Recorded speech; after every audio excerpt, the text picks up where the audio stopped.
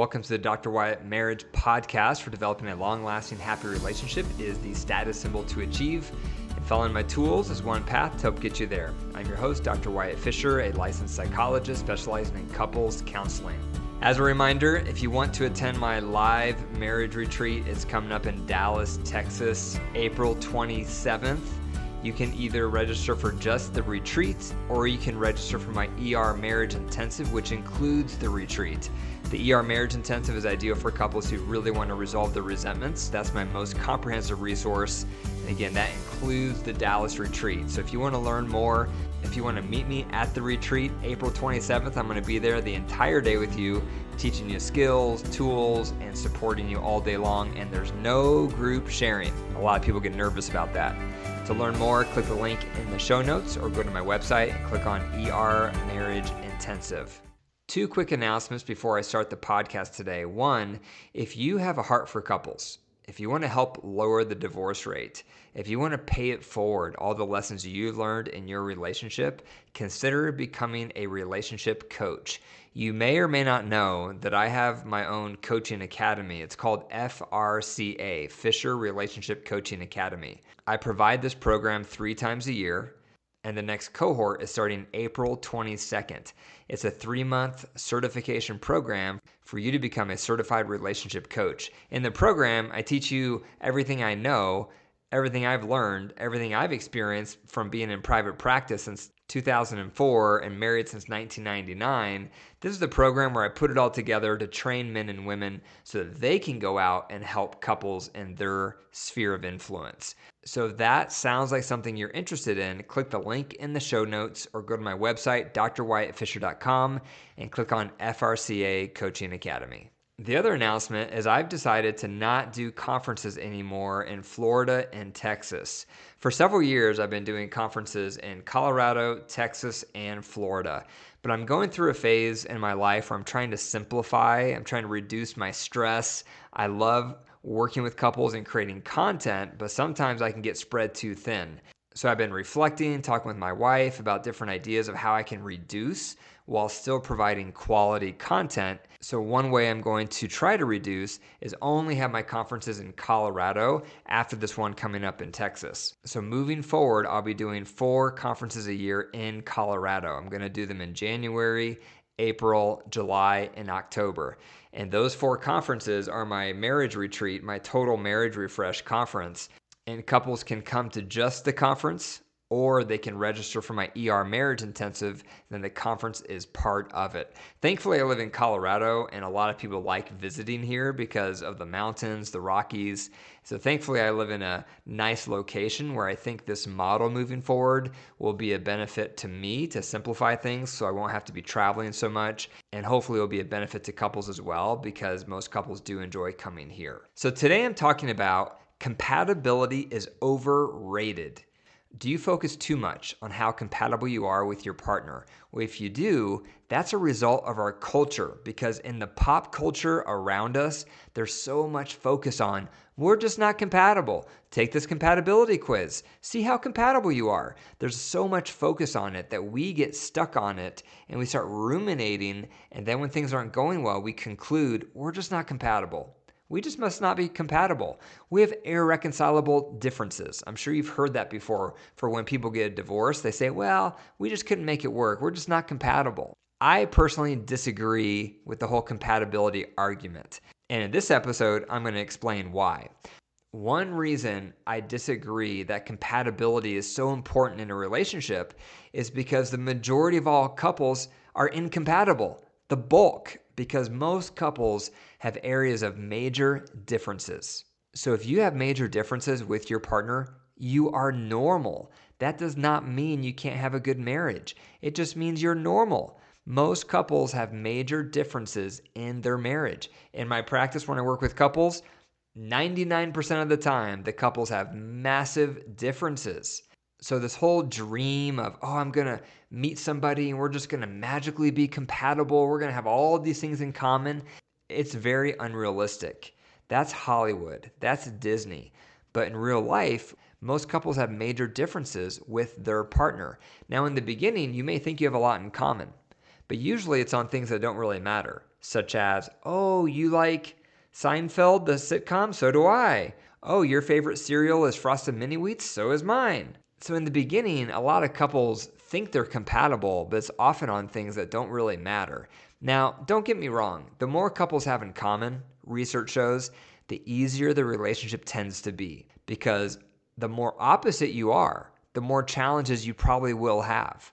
But it still doesn't mean you're incompatible. It just means you're going to have more areas of difference you're going to have to work at in order to become compatible. So here's some examples of major differences for my wife and I. We are completely opposite in a lot of core fundamental ways in our relationship. So here's some examples. I'm extroverted. She's introverted. So I'm the talker.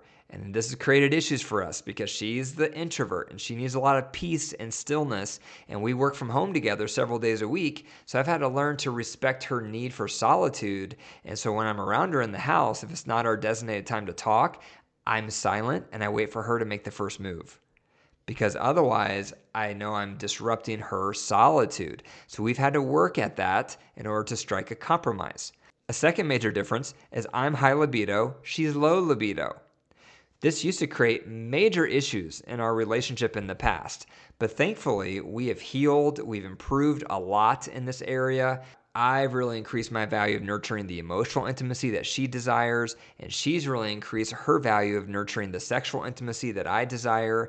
And so now, on average, we have a nice positive spirit of generosity where the more I prioritize emotional intimacy for her, the more she prioritizes sexual intimacy for me. We have the spirit of generosity where we've learned how to meet in the middle.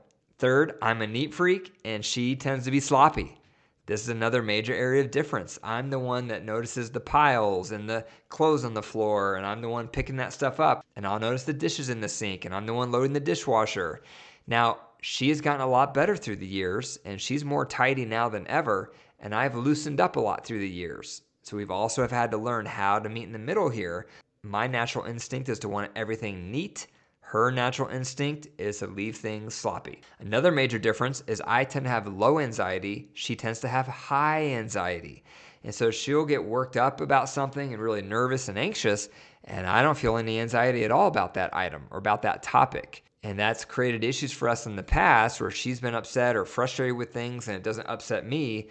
And so I've had to learn to respect her feelings, and she's had to learn to respect how I'm landing on it, even though we see things differently. So we have major differences in our areas of anxiety. Another major difference is I'm a planner and she's not. So I'm the one that tends to ruminate about 5 years from now, 10 years from now, 3 years from now. I'm constantly thinking about plans, what would be helpful for us as a couple, as a family, financially, in other areas. But I tend to be the planner. I tend to be the forward thinker in our relationship, and she tends to be in the here and now.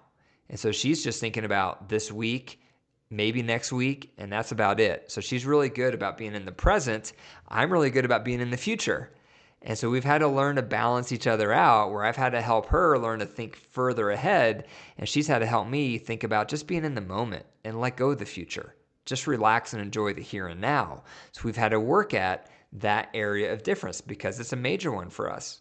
The last major difference for us, and we have many more, is I tend to be the boundary setter with our children. Now, our children are getting older. We have 4 kids. They're 15 to 22. The oldest 2 are out of the house. The younger 2 are still in the house. And so this is becoming less and less of an issue. But historically, I have been the boundary setter. I've been the rule setter with our kids. My wife has been the passive, permissive one. And this has created a lot of friction for us, where I would be the bad cop and she'd be the good cop. And we've had to learn through the years. We go behind closed doors. We hash it out when we're not seeing eye to eye. We try to strike a compromise on the parenting decision, and then we come out and try to present as a unified front. We have not always been good at that, and we used to be awful at that. But through the years, we've learned how to work at it and get a little better and a little better so that we meet in the middle. And that leads me to my next point, which is compatibility is a learned trait. Don't think of compatibility as something you have or you don't have. Instead, it's all about how teachable and malleable each of you are and how willing both of you are to meet in the middle. And that's exactly what my wife and I have had to do on all these major areas of differences. If I would have based my marriage on how compatible I felt like my wife and I were, we would have gotten divorced many, many times, many years ago. Because like I just illustrated, we have some massive, significant differences, and they do create friction. They do create issues in our relationship. So we could have either concluded, oh, we're not compatible, let's get a divorce, or we could have both worked at meeting in the middle, and that's what we chose to do. Item by item, moment by moment, situation by situation, we would work at, okay, how do we meet in the middle here? You're wired that way, I'm wired this way. How can we make a compromise? How can we strike a middle ground? And that muscle used to be very weak in our relationship. In the beginning, we did not know how to strike compromises. It was either my way or her way. I was strong-willed, she was strong-willed, and that's what makes it worse. Because when you have major differences and you're strong-willed and you're unwilling to meet in the middle, now we're having some major marital problems. But if you have major differences and you're malleable, you're teachable, you're willing to meet in the middle, you know how to meet in the middle, you have learned that skill set. Now, these major areas of differences, yeah, they're still a challenge. Yeah, they still can be difficult, but you have learned the method of meeting in the middle. And every time you learn how to meet in the middle on a topic, guess what? You just became more compatible, because compatibility is a learned trait. It's not innate. It's a learned trait. Therefore, every time you're not seeing eye to eye with your partner and you learn to negotiate, you learn to meet in the middle, you learn to compromise on that topic, on that category, you have just learned to become more compatible with your spouse. So therefore, the more you approach differences like that over time, guess what happens? Over time, you become more compatible, not less. And that's what you want to experience. So even though my wife and I have significant areas of differences in almost all areas that you can imagine, we actually feel highly compatible, but it's come with a lot of elbow grease. It's come with a lot of blood, sweat, and tears. We've had to work at it. And yes, there's been moments where I've wanted to give up. There's been moments where she wanted to give up, but we did not ever give up. We kept digging in, we kept working harder, and thankfully our effort paid off because we have learned to grow, to become more compatible, to learn how to do life together in a way that works both for her and for me. So the question is, how compatible do you feel with your spouse? If you are feeling incompatible, think about the major areas of difference with you and your partner. And then think about how can we meet in the middle in each of those areas of difference, because the more we meet in the middle and strike compromises with these areas of differences, the more compatible we will become. You have control over how compatible you are. You are not out of control. It's not something where the stars line up and all of a sudden you're going to be compatible. That's not how it works. You have massive influence over how compatible you become with your spouse. It depends on how teachable you are, how teachable they are. So I hope this encourages you. Reject the cultural myth that compatibility is innate. It is not. It's a learned trait. You have control over it, so therefore you can improve it in your marriage. If you would like to learn all of my tools, I have 11 different tools that I teach couples. I highly recommend you join my weekly marriage class called Tools. We meet on Tuesday nights, 5 p.m. Mountain Standard Time. It's a live class for 45 minutes. It's through Zoom, so you can join no matter where you live. And each week I cover a new tool. I teach it, I demonstrate it, we role play it. There's no group sharing. You can ask me any questions you have. It's just a great way to feed your relationship because we need tools for all things. We need tools to maintain things, repair things, fix things. We need tools for our marriage, and that's why I created this course called Tools for You. Also, it's my most cost-effective resource. So if you're looking for an affordable way to improve your relationship, join my Tools Marriage course. I'll leave a link to it in the show notes, and you also can go to my website and click on Tools. If you found value in today's episode, be sure to click the 5 stars and leave a review. I really appreciate your reviews. They show me that this podcast is making an impact, it's making a difference, and that energizes me to keep on making more podcast episodes. So if you've never left a review before, please do it today. And be sure to send this podcast episode to someone you care about. Maybe it's a neighbor, a colleague, a friend, family member. People are struggling out there. People are alone and no one knows who to trust for advice. So if you find this podcast helpful, send it to your network, send it to your family and friends, because hopefully it can help them in the same way it's helped you.